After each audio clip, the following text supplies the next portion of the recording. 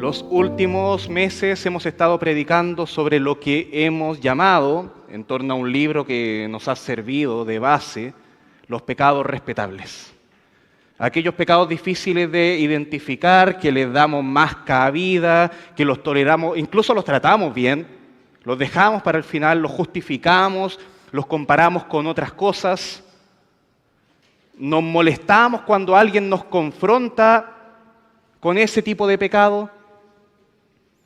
Es como ayer estábamos en una conferencia que era sobre evangelismo y uno de los expositores contaba una ilustración que en verdad era muy buena. Era él, y era real, era él conduciendo a exceso de velocidad. Quizá el límite de velocidad por aquella parte, por aquella zona era 40 y supongamos que él iba a 60. Iba a exceso de velocidad. Pero sucede que a veces nosotros, y como que muchos nos compadecimos del caso porque lo vimos muy cercano, es solamente un exceso de velocidad. ¿Qué pasa? Nadie lo estaba controlando, no había ningún carabinero, no había ningún punto de control, ninguna cámara, todo tranquilo. Es solamente un exceso de velocidad. Y más encima pasa una camioneta al doble de velocidad, no, supongamos unos 10 kilómetros más que él de velocidad. Y la esposa le iba diciendo, oye, baja la velocidad. Y él decía, no, si no es tanto, mira cómo pasó la camioneta y después pasó un auto deportivo. Ándale. Entonces, ese más rápido todavía. Mira, ese ni se veía. Yo solamente llevo 20 kilómetros por hora de exceso de velocidad. Y después se escucha la sirena, ve por el espejo retrovisor a los carabineros y lo pararon. ¿Por qué? Y él más encima con esa actitud de qué hice, cuál es el problema acá, qué está pasando. Y el carabinero, como ¿qué?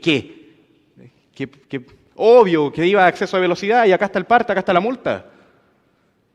Pero ¿no viste la camioneta? ¿No viste al auto deportivo?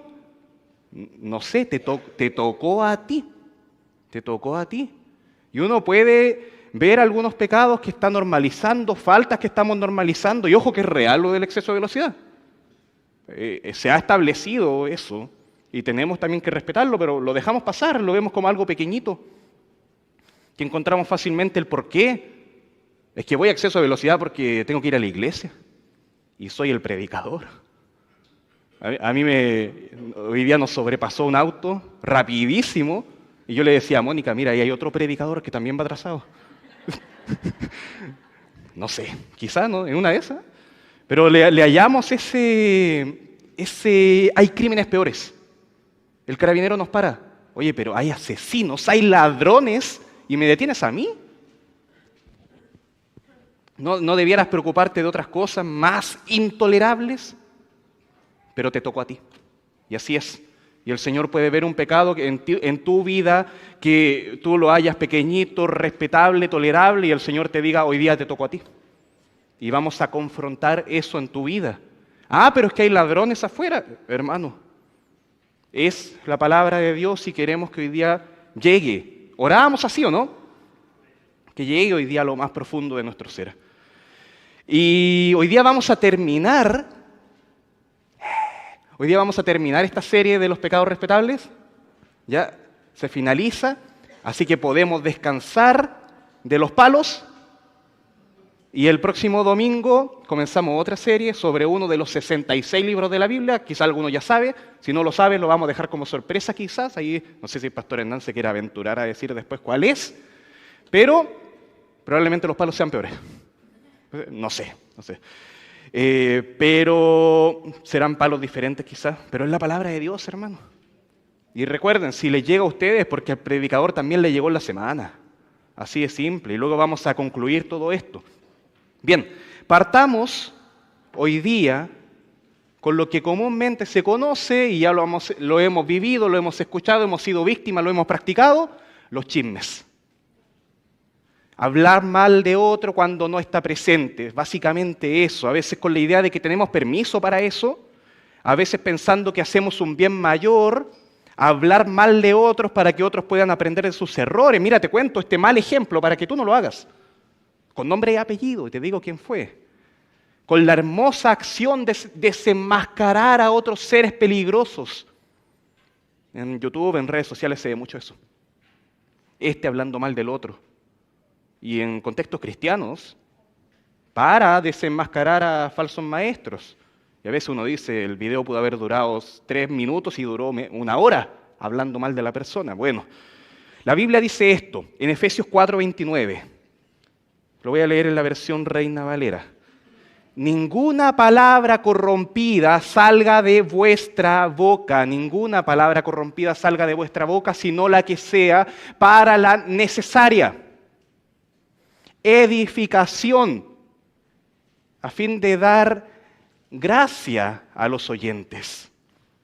La murmuración, hacer correr rumores, difamar a alguien, la copucha, pelambre, especulaciones, sospechas expresadas en voz muy alta,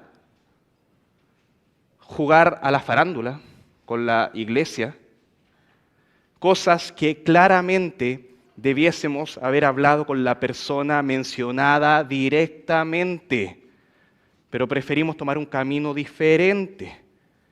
¿Por qué? Porque creemos que la otra persona quizás no tiene cura. Quizás ya se intentó, que no nos va a aceptar la crítica. Preferimos hablarlo con un tercero y comenzamos, ¿conoces la última? ¿A que no adivinan lo que hizo X persona? El término que comúnmente se usa para eso es la murmuración. Son conocidos los casos del pueblo de Israel hablando mal de Moisés o de Aarón. Los hermanos de José hablaron mal sobre José. Los enemigos de Nehemías hablaron mal sobre él para que no pudiera seguir construyendo el muro e inventando mentiras. Jeremías fue víctima de complot. A Daniel se le hizo una especie de encerrona terrible para que fuese condenado a muerte por orar. Y Jesús fue acusado de blasfemo. Jesús se habló mal de él, de que compartiera con gente que no tenía buena fama. Se levantaron falsas acusaciones, se tramó su muerte, los religiosos de la época. Pablo, después, fue cuestionado, fue una de las personas de los líderes de la iglesia más cuestionados de la historia. Si no, lean 2 de los Corintios, y podemos ver más todavía. Y hasta el día de hoy incluso se habla mal de Pablo. Ojo, curiosamente son las personas más ejemplares de la Biblia, de las que más se habla mal. El pecado pervierte todo, a lo bueno le llama malo. El hombre pecador inventa calumnias. El hombre pecador exagera errores. El hombre pecador tergiversa historias. ¿Y no nos afecta a nosotros? ¿Estamos corriendo el riesgo de caer también en esto? ¿O es solamente para el hombre pecador afuera? ¿O acá no? Cuando alguien nos habla mal de otra persona debemos, por lo menos yo, considero evaluar al menos 3 cosas. Primero, ¿lo hablaste con la otra persona antes? Segundo, ¿realmente es necesario que eso me lo cuentes a mí? Y tercero, ¿cuánto tiempo vamos a invertir en esta conversación? Tomaré un caso no cristiano para que se entienda esto. Un hombre habla mal con su mejor amigo de su exnovia. Quizás sea muy difícil de imaginar, quizás no tanto, pero esta mujer le hizo mucho daño. Y comienza el discurso. Y el otro amigo está así como escuchando y dice, ya empezó a hablar de su ex, ya me conozco la historia, ya me conozco los antecedentes, me lo sé de memoria, acaban las traiciones. Claro, necesita que lo escuche, vamos bien. Pero ¿dónde está ella? ¿Dónde está la ex? Quizá ya reconstruyó su vida, quizá ahora está mucho peor, no sé, pero el asunto es que no está ahí. Y lo otro, ¿y en qué te puedo ayudar yo escuchando eso? ¿De qué te alimenta a ti? ¿Qué te puedo ayudar yo? ¿Qué bien le vamos a hacer a ella? ¿Es necesario que yo escuche todo esto? Y además, el asunto se pudo haber tratado en una conversación quizá de 1 minuto, pero está durando media hora hablando y no para. Toda persona que es vista como alguien maduro, si quizás alguien te ve a ti como alguien maduro, Es probable que hayas sufrido esto. Déjame contarte esto. Déjame contarte mi historia, cómo esta persona me hizo daño. Y nosotros tenemos que hacer esto. ¿Escuchamos? ¿Ya? ¿Entendemos? Suficiente. Suficiente. ¿Cuánto más? ¿Es necesario seguir escuchando? Hay algunos casos donde sí. No estoy entendiendo bien, cuéntame un poco más, sobre todo si tienes una labor de consejero, de pastor incluso, de líder en la iglesia. Ya sí, cuéntame un poquito más para ver si entendí bien, para saber si te puedo ayudar en algo. Pero no siempre es así. Si ya estamos listos. Stop. Mejor hablemos de ti. ¿Cómo te afecta? ¿Cómo te afecta lo que te ha hecho esta persona? Quedémonos ahí. Después vemos si podemos hablar con ella también, con él también. ¿Crees que podría reaccionar mejor? ¿Crees que te afecta demasiado? Quizás estás hipersensible a muchas cosas. Pero cuando alguien nos conversa un tema, aprendamos entonces a poner los límites ahí, para que la otra persona, el otro que te está hablando, no caiga él, hagámosle un favor, y no caiga la otra persona en murmuración. Y ahora, si la persona me está contando algo malo sobre la otra, pero no tiene ninguna intención de pedir consejo, lo hace más que nada para hablar mal, y lo cuenta más encima entusiasmada, disfrutando el momento, la última novedad, déjame que te diga lo que hizo el hermano tanto, y nos reímos un rato, en ese caso ya corresponde detenerlo de inmediato. No sigas ahí, huye de eso. Incluso si puedes, confronta a la persona. Oye, pero aguafiesta, po. No, pero tenemos que también aprender a confrontar el pecado cuando está ahí. A veces el esposo, a veces la esposa. Pero tenemos que aprender incluso a darnos cuenta de, lo estoy haciendo, me callo. Listo, no sigas. ¿De qué sirve? ¿De qué contribuye a la necesaria edificación que hablen mal? Pasando del chisme, ahora llegamos a lo que es la calumnia, que se podría entender como muy parecido a la difamación, y en ese caso ya se refiere a cosas completamente falsas. Porque podríamos hablar mal de cosas de la hermana, que es real que lo hizo, pero nosotros debiésemos decir, no corresponde hablarlo acá. Pero yo podría estar inventando cosas sobre la hermana, cosas falsas, con el afán de dañar su reputación. Ahora bien, estamos viendo acá los pecados respetables, recordemos eso. No estamos viendo los pecados atroces, los pecados que el mundo condena.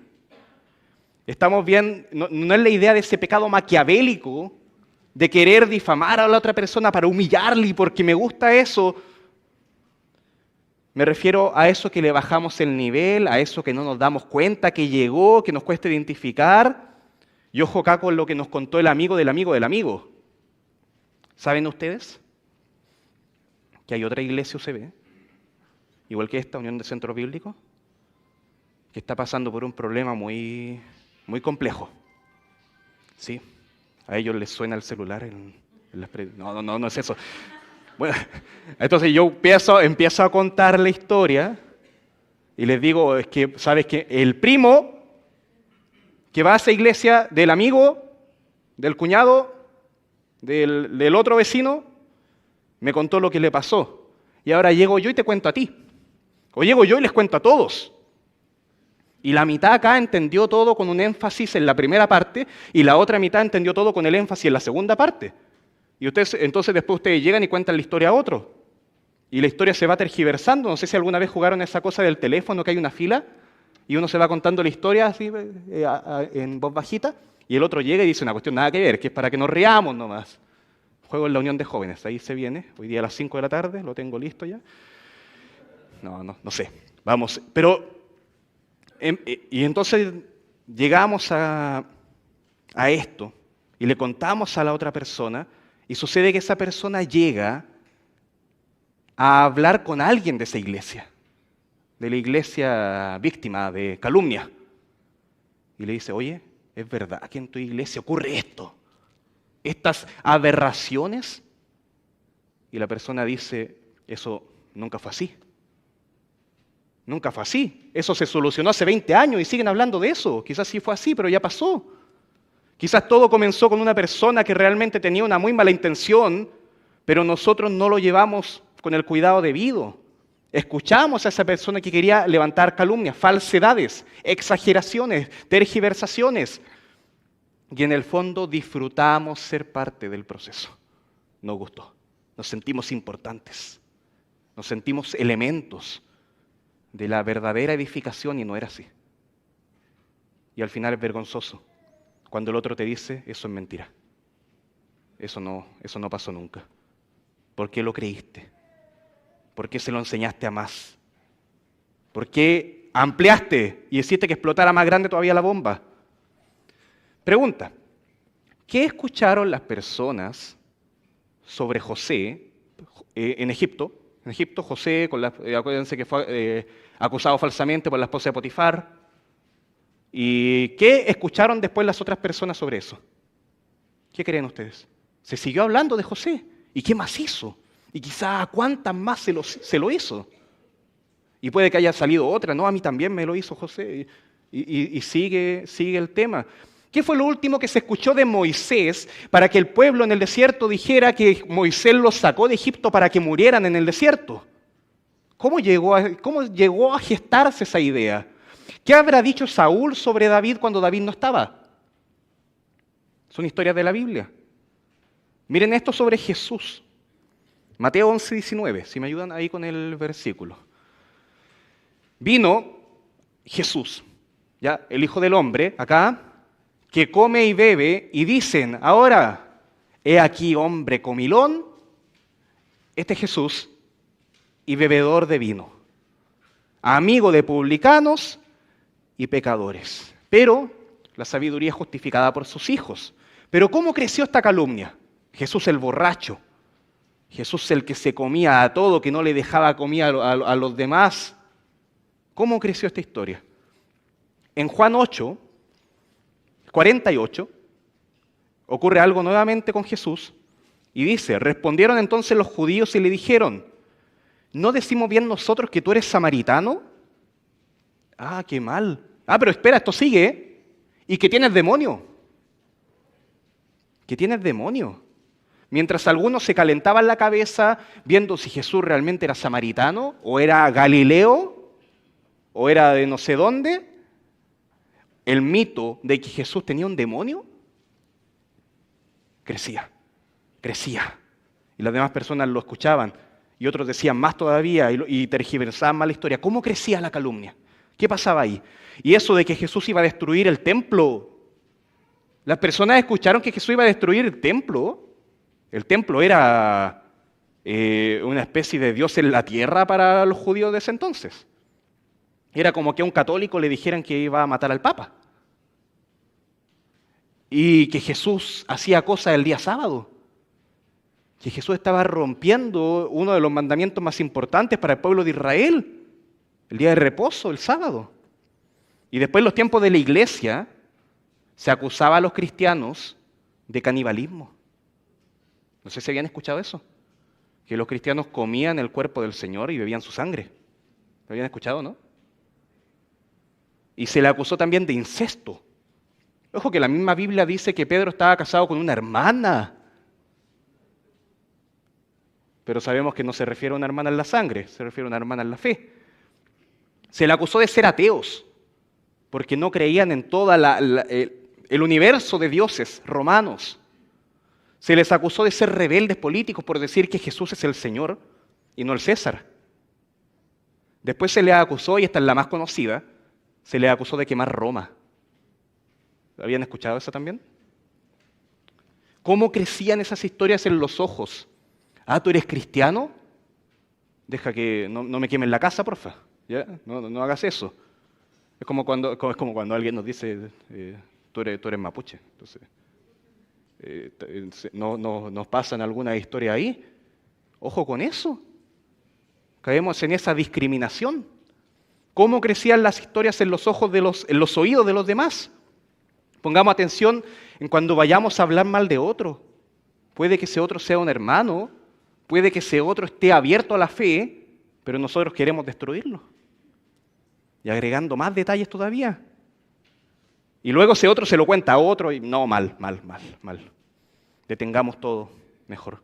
Santiago 3, no lo voy a leer, pero el capítulo 3 de Santiago dice que la lengua es peligrosísima, es como fuego, es como veneno, es un poder destructivo tremendo. La lengua, palabras. Yo espero no estar ofendiendo a nadie con algo que estoy diciendo ahora. Hermano, si algo digo yo quizás ahora pido perdón de inmediato, pero no es mi intención ofender a nadie. Pero la lengua es peligrosísima. Ojo, hermano, cuando abras tu boca y salgan palabras de ahí, ten mucho cuidado con todo lo que dices. Y que esto no te lleve a estar callado y transformarte en un mimo, que no vas a decir nunca nada. No, tenemos que hablar obviamente, pero tengamos cuidado, roguemos al Señor sabiduría, prudencia. ¿Para qué? Para que lo que salga de nuestra boca sea el Salmo 19:14.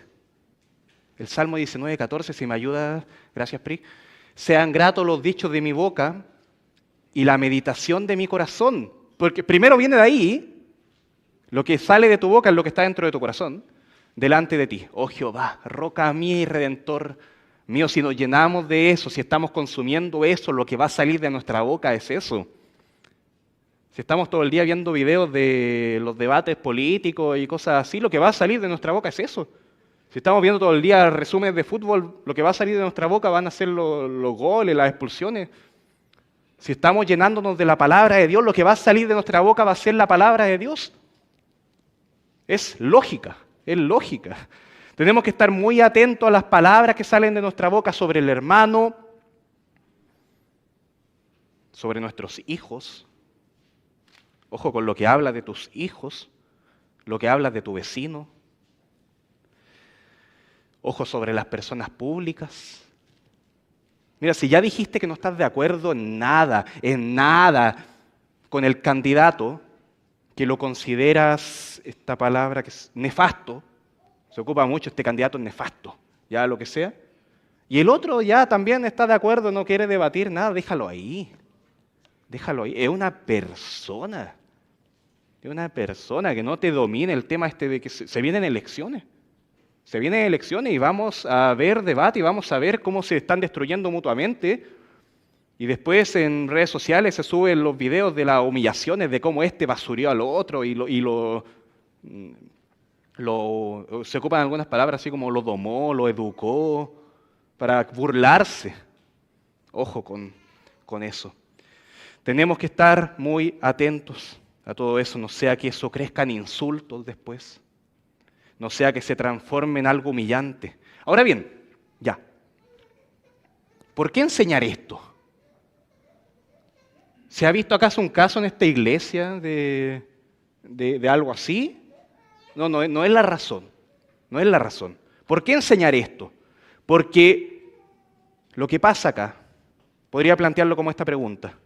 ¿Por qué esa intención de llevar el concepto de pecado al grado más mínimo, a lo más cotidiano posible, para que todos seamos conscientes de que todos nos vemos afectados todavía por el pecado? Y ustedes, el 100% estamos en peligro de ser afectados por esto. Y necesitamos nuevamente ir a Dios. Y necesitamos pedir perdón. Necesitamos cambiar, buscar cambiar. Buscar parecerme más a Jesucristo. Y que si nos identificamos con estos pecados, que sea antes de que sea demasiado tarde. Asimismo, cuando estamos hablando con una persona que no es cristiana, quizá acá, quizá afuera, pero que tiene conocimiento, ya le has hablado y entiende lo que es el pecado, por ejemplo. Supongamos que está hablando con una persona que ya ha escuchado lo que es el pecado y quiere guiar a esa persona a la gravedad del pecado, a las consecuencias eternas del pecado, a lo que es el infierno eterno, a la ira de Dios por el pecado, que la Biblia la enseña. La Biblia la enseña. Ahora esa persona debe entendió lo que es el pecado, ahora ¿qué tiene que entender? Que Él es pecador. Que Él es pecador. Y ahora podemos llevar a esa persona al entendimiento de que el pecado está más presente de lo que cree. Es que yo no soy Hitler, es que yo no soy asesino, es que yo no soy abusador. El pecado está más presente, no es solamente eso. Y la ira de Dios también está más cercana de lo que creen. Que realmente la ira de Dios ya está sobre esas personas, ya está ahí y todos se ven afectados por esto. El mundo entero se ve afectado por esto. ¿Por qué predicamos esto? La razón está ahí. Pero si tú aún no te has arrepentido para ser librado de la ira eterna de Dios, entonces te digo esto. Mateo 12:36. Mas yo digo, este es Jesús nuevamente hablando, que de toda palabra ociosa que hablen los hombres, de ella darán cuenta en el día del juicio. No solamente de asesinatos, no solamente de robos, de toda palabra ociosa. Y el único que puede librarte de eso ahora, ¿quién es? ¿Quién es el único que puede librarte de eso? El Señor Jesús. El Señor Jesús. En 2 Corintios 5:21 dice, al que no conoció pecado, por nosotros lo hizo pecado para que nosotros fuésemos hechos justicia. No injusticia, no condena, no infierno, no ira de Dios, para que nosotros fuésemos hechos justicia de Dios en él. Y Juan 5:24 dice, hablando Jesús, de cierto os digo, amén, amén, esto es así, pongan atención, énfasis. El que oye mi palabra y cree al que me envió, tiene vida eterna. ¿Qué cosa? El que oye mi palabra, ¿estás oyendo? Y cree, ¿estás creyendo? Mi palabra, Jesús hablando, y cree al que me envió, tiene vida eterna y no vendrá a condenación. ¿Por qué? ¿Porque cumplió todos los rituales religiosos? ¿Porque fue muy obediente? ¿Porque sirvió? ¿Porque murió por la fe? Eso está bien. Pero lo que te salva no es eso. Lo que te salva es aquel que te permite, que te da el paso para pasar de muerte a vida. El que te salva es Jesús y no hay otro. Y recordar nuevamente, el arrepentimiento es esencial acá. Hablamos de un cambio de 180 grados, de una persona que ama, que practica, incluso sin darse cuenta, el pecado, y que ahora cambia 180 grados hacia una vida que busca a Dios, que lo ama a Él. Una persona que ya no maldice, una persona que ya no peca con las palabras de su boca, que no anda contagiando el hablar mal de los demás, cambia eso y ahora confía en que Dios está transformando tu vida y puede transformar la vida de la persona a la que le estás hablando. Y puede empezar a cambiarlo. Confía en que Dios realmente está obrando ahí.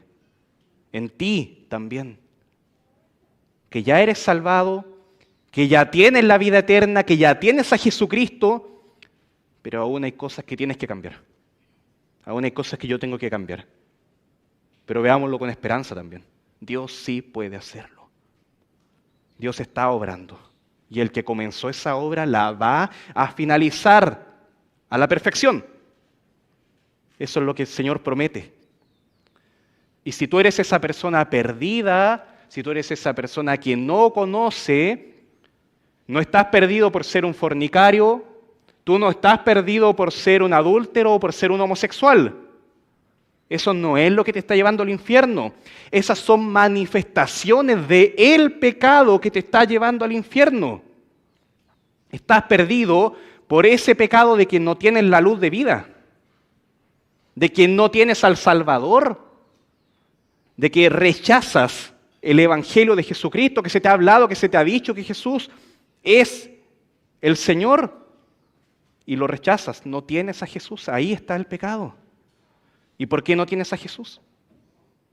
Porque no lo has recibido, lógica. Porque no has creído en Él, porque lo has visto innecesario, porque lo has despreciado, porque has visto que tú puedes sin Él. que tú puedes cambiar, que no es necesaria la muerte de Jesús en la cruz, que no es necesario ir nuevamente a la cruz y a la resurrección de Jesucristo, y no te has arrepentido de tus pecados. ¿Y qué pecados? Rechazar el Evangelio, rechazar a Jesús, rechazar la cruz de Cristo para salvación de los pecadores. Y ese pecado, rechazo del Evangelio, se manifiesta de muchas formas. Y se añade más pecado al pecado.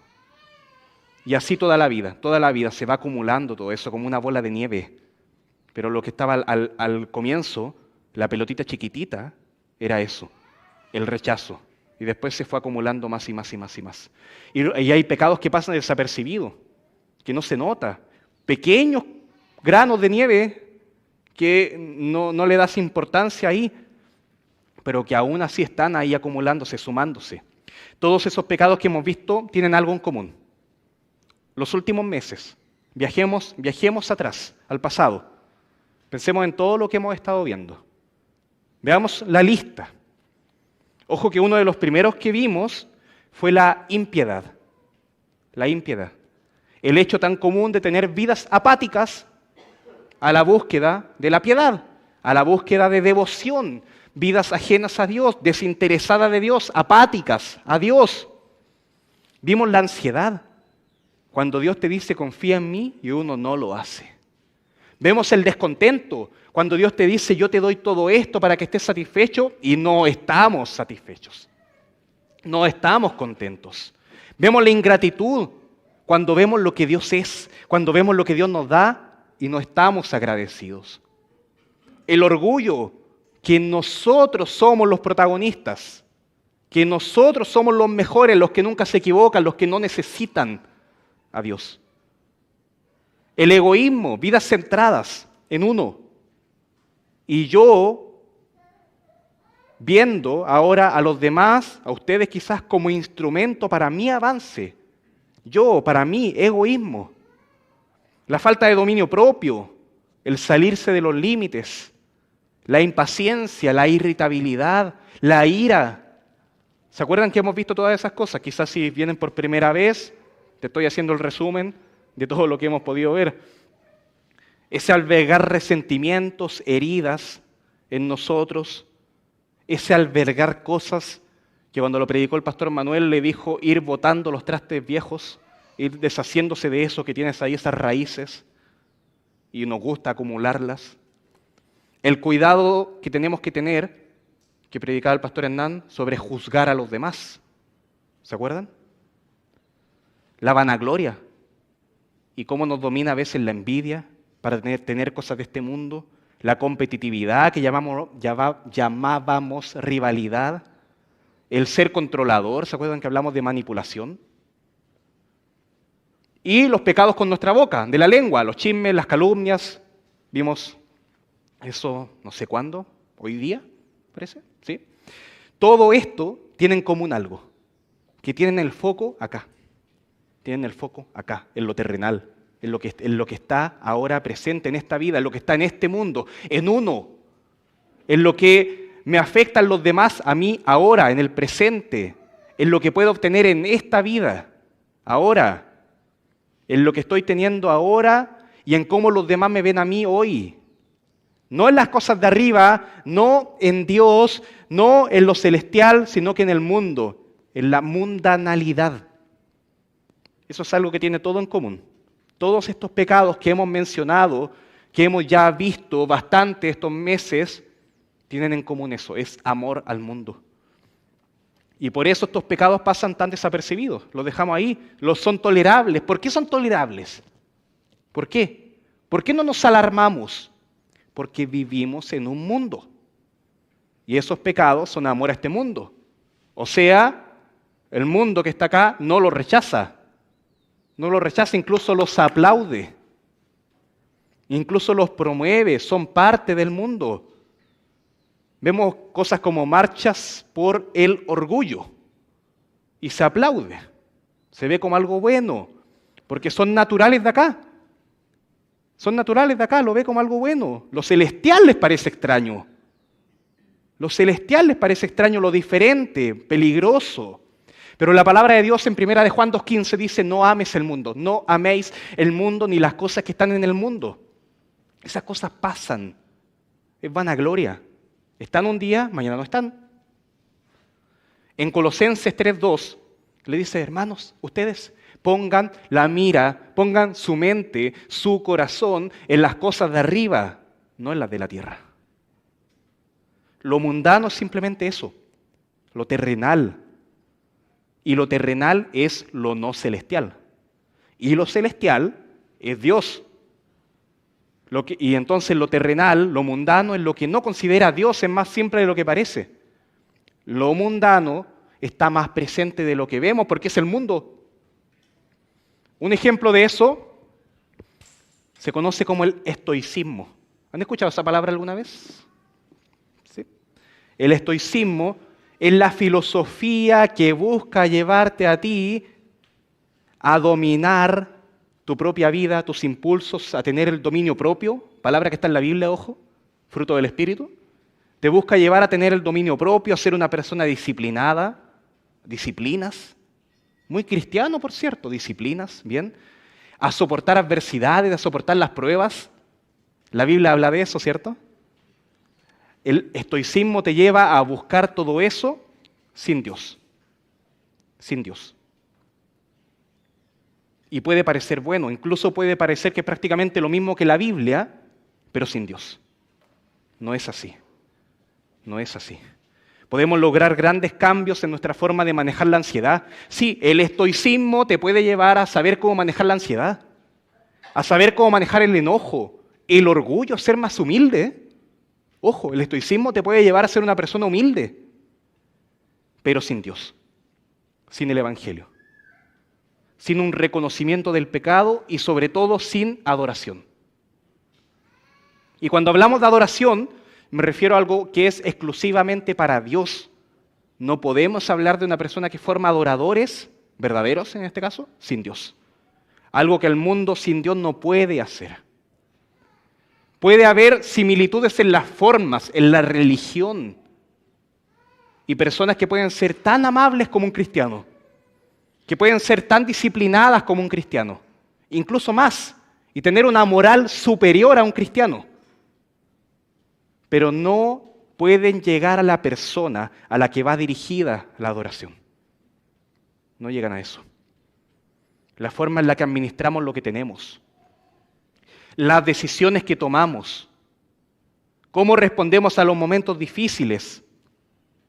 Y podemos llegar a cosas muy correctas, muy maduras, pero nuevamente, insisto en lo mismo, sin Dios. Podemos ser muy buenos administradores del dinero, por ejemplo, pero finalmente lo que hacemos con el dinero muestra lo que realmente valoramos, en qué gastamos, en qué invertimos. O puede que el dinero sea la motivación que tenemos. Nos esforzamos grandemente en nuestros trabajos. Eres el trabajador ejemplar, eres el empleado del mes, eres el mejor jefe que tus empleados han tenido. Pero lo que nos mueve no es la gloria de Dios, lo que nos mueve es la paga. El dinero como un fin. Y entonces uno se puede preguntar si ese dinero lo quiero para Dios o lo quiero usar para este mundo, invertir acá y comprar tesoros acá, para recibir aprobación de este mundo, para mejorar mi estatus y ojalá el día de mañana ser visto como alguien mejor. Y ese amor al mundo me puede llevar y me va a exponer, no digo me puede, corrijo, te va a llevar, me puede llevar efectivamente a otros pecados. Y entendemos cómo 1 Timoteo 6:10 dice que el amor es raíz de todos los males, el amor al dinero digo. El amor al dinero es raíz de todos los males. El amor al dinero me puede llevar a estos pecados respetables que hemos visto estos meses. El amor al dinero me lleva a la ansiedad. El amor al mundo me lleva a la ansiedad, al egoísmo, al orgullo, a la pérdida de dominio propio, a la ira y puedes ir agregando tú más cosas todavía. O realmente veo el dinero como un medio y ves el dinero como un medio para rendir adoración a Dios, un instrumento de adoración a Dios. Y entonces, ¿qué pasa cuando lo veo así? Me libero de la aprobación de este mundo. No necesito que los demás me aplaudan. Ahora, si lo hacen ya bien, ellos quisieron, pero no necesito eso. Ayer en la conferencia, cuando algunos predicadores se bajaban, lo aplaudían. Pero yo creo que ellos no fueron a la conferencia buscando ese aplauso. No fueron ese aplauso. Fueron buscando agradar a Dios con lo que estaban hablando. Y puedo aprender entonces a contentarme con lo que tengo, que si no me aplaudió nadie, me voy feliz igual, porque el Señor me ha dado el privilegio de enseñar la palabra de Dios y eso es lo que tenemos que hacer. Puedo aprender a vivir con poco o con mucho. Hablando de dinero nuevamente, puedo aprender a vivir con poco o con mucho. Y son temas complejos, pero son útiles para que ahora nosotros hagamos una radiografía de nosotros mismos. Mateo 6:24 nos plantea la inquietud de si estamos sirviendo a Dios o estamos sirviendo a las riquezas. No se puede servir a Dios y a las riquezas al mismo tiempo. Quizás estamos viendo a Dios como un medio para tener estabilidad económica y que el Señor me ayude. Y ese es Dios, el que me salva de la pobreza. Un proveedor para nuestras vidas. Significa que el dinero es el fin. ¿Qué es lo que quiero para mi vida? ¿Estabilidad económica o Dios? Me predico a mí mismo. ¿Qué es lo que quiero para mi vida? ¿Estabilidad económica o quiero a Dios? El dinero como Señor y autoridad, opción 1, para Él vives y Dios es un instrumento que alimenta eso, o vives para Dios y el dinero es un instrumento que te puede ayudar a vivir para Dios. Entonces no es el fin, sino que es el medio para servir a Él. Anhelamos estabilidad económica porque deseamos ofrecer lo que tenemos a Dios libremente. Vemos el dinero como un instrumento que puede ayudar al avance del reino de Dios con nuestras ofrendas. Es decir, el dinero como súbdito y no como Señor, sometido a Dios, y Dios es el Señor. La diferencia es radical, es tremenda. Y ambas perspectivas te pueden llevar a ser un buen administrador. Puedes transformarte en un buen administrador porque quieres la aprobación del mundo, o puedes transformarte en un buen administrador e incluso tener mucho dinero para la gloria de Dios. Y eso se podría explicar al cuidado de nuestros cuerpos, la salud. Hacemos ejercicio, ¿para qué? Vas al gimnasio, ¿para qué? Buscas éxito en tu trabajo, en la universidad, ¿para qué? ¿Para la aprobación del mundo o para la gloria de Dios? Ayer hablaba con un hermano que estaba estudiando inglés en la universidad y me decía que estaba feliz porque él veía su propósito como las misiones y llevar la gloria de Dios a las naciones. Me hablaba de un libro de John Piper. Entonces, decía, esta carrera que estoy estudiando yo, inglés, me va a ayudar, va a ser un instrumento para otros. No vivo mi carrera, o sea, no vivo mi vida para llegar a ese diploma, sino que me esfuerzo, como decía un buen chileno, me saco la mugre estudiando para finalmente poder ver eso como un instrumento para que me lleve más a servir al Señor en otros lugares que amo, las misiones en este caso. Podemos ser buenos administradores para este mundo o podemos filtrar todo con el Evangelio. Otra forma de evaluar si estamos amando al mundo es preguntarnos qué nos causa placer. ¿Estamos concluyendo todo esto? ¿Qué nos causa placer en relación a lo que vemos? ¿Qué es lo que te agrada ver hoy día? Que ves en el celular, que enciendes, que pones YouTube, Instagram y te sale lo primero que ves. ¿Qué es lo que te agrada ver ahí? Las encuestas presidenciales, los resultados del partido, no sé, ¿qué cosa? ¿Qué es lo que nos agrada escuchar? ¿Qué es lo que consumimos? ¿Qué nos causa risa? ¿Qué nos hace felices? ¿Qué es lo que nos atrapa? ¿Cómo te gusta vestirte? ¿Qué te gusta que te digan? ¿Qué moda pretendes seguir? ¿Qué moda pretendes seguir? ¿Qué te alegra que te den como regalo? ¿Estás de cumpleaños esta semana? No sé. ¿Qué te alegra que te den de cumpleaños? ¿Qué? ¿En qué encuentras satisfacción? Si buscamos satisfacción en el mundo, nos encontraremos con Proverbios 27:20. Y Proverbios 27:20 nos dice que el Seol, hablando de lo que viene después de la muerte, y el Abadón nunca se sacian. Nunca se sacian. Los cementerios pueden recibir a más y más personas. Así los ojos del hombre nunca están satisfechos. Insatisfacción. Vacío. Ciclos viciosos que nunca terminan. Que nunca alcanzo a estar feliz. Que me subieron el sueldo, pero todavía no es suficiente. Que tuve más hijos, pero todavía no es suficiente. Que alcancé más títulos universitarios, pero todavía no es suficiente. Nunca alcanzo nada. Que conocí a una mujer, pero conocí a otra y a otra y a otra. Nunca alcanzo. Y eso me lleva a una mayor separación. Mayor separación de Dios. Cada vez. Mientras más busco satisfacerme en el mundo, menor satisfacción y mayor separación tengo de Dios. No lo disfruto. No me asombra. Me hablan de la gloria de Dios y me importa un rábano, nada. No disfruto nada. Es todo tan gris. El pasto tiene un verde tan fome, pero de pronto comenzamos a ver todo con otro filtro, con otros lentes, con otra cosmovisión, y nos damos cuenta de que Dios sí puede ser disfrutable y bueno y agradable.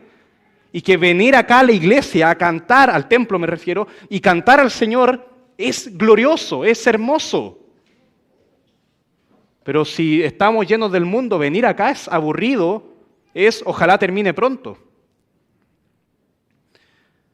El amor al mundo siempre será bien recibido por el mundo. Y te puede conducir a una vida de excesos, a desorden, sí, ya parto por acá.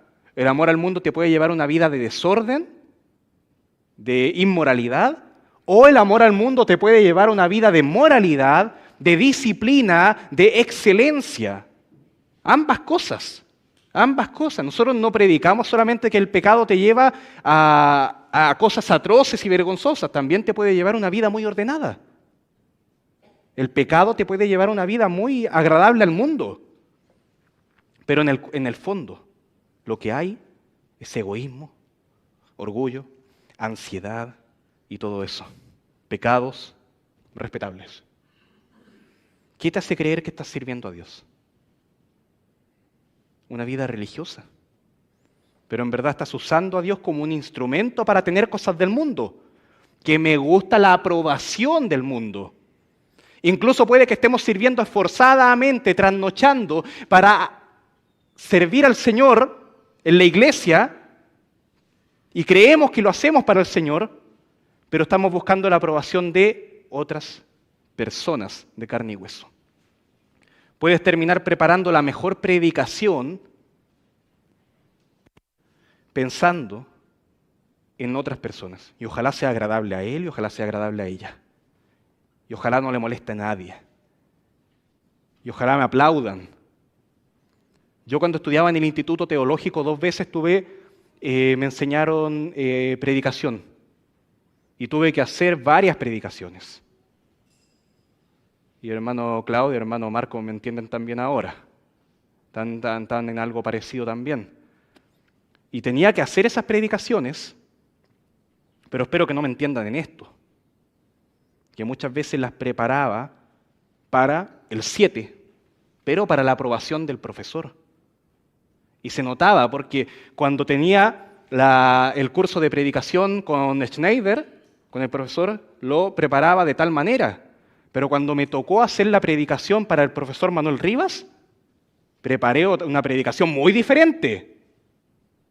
Y ojo que hubo como 1 año de diferencia nomás. ¿Por qué? Si yo era el mismo. Porque estaba buscando la aprobación de ellos.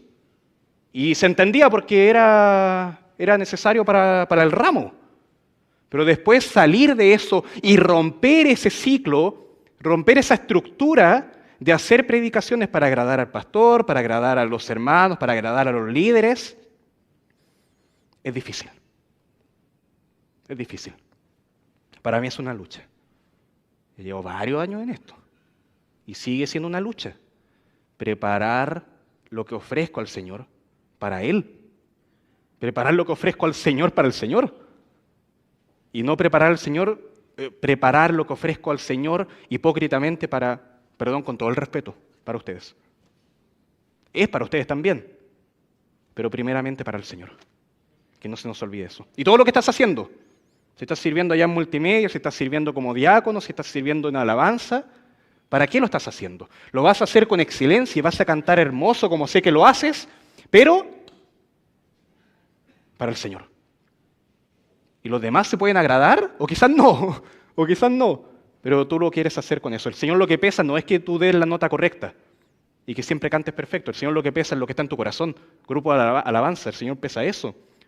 Hermanos de multimedia, los maestros, el Señor pesa eso. Hermano Guido, ¿quién habla? El Señor pesa eso. Y nacemos con eso integrado, ojo. Cuando somos niños, queremos la aprobación de papá. Mis hijos, papá, mírame, mamá, mírame. Queremos que nos aplaudan, me comí toda la comida, dame un aplauso. ¿Es real lo que digo? Y éramos capaces de nosotros, cuando niños, de hacer muchas cosas para agradar a papá y mamá. Y luego para tener la aprobación de los compañeros de colegio, o del profesor, y de otras personas, y de la sociedad, y del jefe, o de los empleados, quien sea. Cambiar ese chip de que no lo hacemos para agradar a los demás, sino que lo hacemos para agradar al Señor es difícil. Pero para el Señor no hay cosa difícil, no hay cosa imposible. Cambiar eso es más profundo de lo que creemos. Señor, no cambia simplemente mis actitudes externas, sino que cambia lo profundo que hay en mí. El llamado es a evaluar qué es lo que te mueve, qué es lo que deseas, qué es lo que te motiva. Hermanos, todos, sean creyentes, que saben y tienen conciencia de su fe o no. Seamos sinceros. Por un momento, quizás lo han sido todo este momento, genial. Amén, gloria a Dios por eso. Pero abrámonos y estemos dispuestos a evaluar nuestro corazón. Evaluar nuestro corazón. Dios, pregunta, ¿Dios es un instrumento para algo más?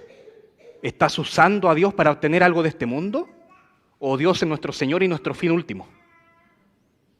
Pero no hagamos una evaluación superficial. Todo lo que hemos visto estos meses para que no hagamos la evaluación superficial. No cambias con cambiarte de ropa. No cambias con peinarte mejor. No cambias con lo que sea, cambias cambiando tu corazón y eso lo tiene que hacer el Señor. Y la idea acá es ¿cómo hago esto? ¿Cómo hago esto? Hermano, Dios resiste a los soberbios y da gracia a los humildes. Eso es lo que tenemos que buscar. Humildad, humillación, dependencia del Señor, un verdadero necesidad de adoración. Bienaventurados los que son conscientes de su debilidad, bienaventurados los que son conscientes de su necesidad de un Salvador, porque ellos hallarán salvación, ellos hallarán perdón, ellos hallarán restauración, ellos hallarán verdadero crecimiento, ellos hallarán verdadero gozo, verdadero, en el único Dios verdadero. Bienaventurados los que se saben necesitados de Dios y que son conscientes de su pecado y de su necesidad de cambiar hoy día, porque ellos están hallando el reino de Dios. Y en Jesucristo ya lo han hallado. La pregunta es si ustedes lo han hallado también. Y espero que nos podamos gozar en un gran amén. Que creemos que Jesucristo es nuestro Señor, que creemos que Jesucristo es el Salvador y que ahora queremos vivir para Él. Eso es lo que tenemos que buscar. Y quiero que ahora, considerando todo este universo de pecados respetables, tolerables que hemos visto, nuestra necesidad de Dios, de que nosotros somos esos pecadores y que el pecado es más grave de lo que crees, y de que necesitas urgentemente hoy día ir a Dios, seas cristiano o no. Ir a Dios para hallar perdón, restauración, verdadero disfrute, deleite en Dios. Quiero que oremos en ese sentir. Quiero que llevemos cada uno nuestro corazón, que no simplemente cierre los ojos y espere a que yo termine, que suban los hermanos de alabanza. No, hermano, estate orando, mantente orando, también tú con tus palabras quizás, o confirmando lo que yo estoy diciendo ahora, cuando estemos orando. Te invito a que ores también activamente en este momento y que llevemos lo que hemos aprendido acá y todos estos meses. ¿A quién? ¿A nosotros mismos? ¿Orando para nosotros mismos? No, para el Señor.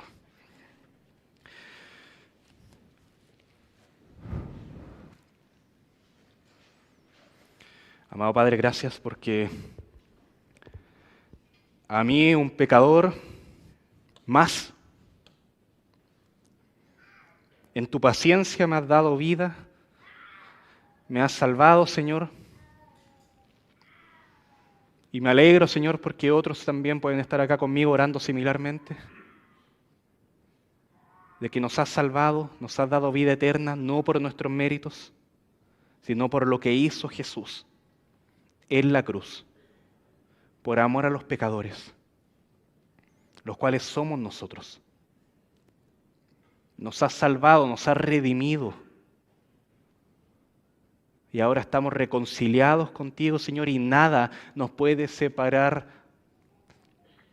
de tu amor. Gracias, Señor. Gracias, Señor, porque me has permitido a mí una y otra vez llevar la palabra, enseñar, guiar a los hermanos, Señor, esta responsabilidad tan grande para ti, Señor.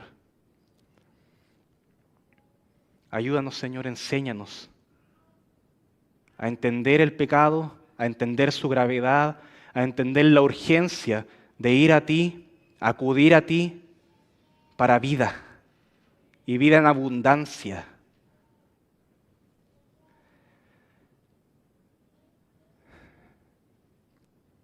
Permítenos, Señor, y danos el privilegio de cambiar, de ser hoy día más como Jesucristo y menos como nosotros. Que nosotros muramos a nosotros mismos y que sea Jesucristo en nosotros.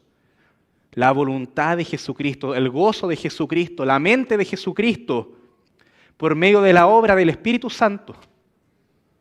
Padre, te rogamos que nos llenes con tu Espíritu. Que abunde grandemente tu palabra en nosotros. Que transformes a esta iglesia y que des vida a los perdidos. Que des salvación a los perdidos.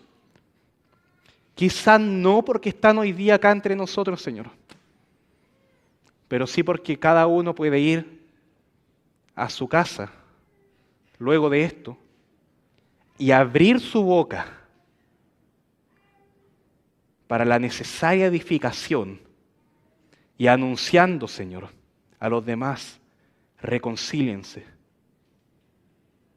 Padre, ayuda, obra en el corazón de cada una de las personas que va a escuchar este mensaje, Señor, que ha escuchado ahora, que lo lleve a otro lugar y que esa persona que haya escuchado esto, que lo escuchará pronto, Señor, te rogamos que así sea, que pueda ser transformada, convertida, salvada por ti, Señor.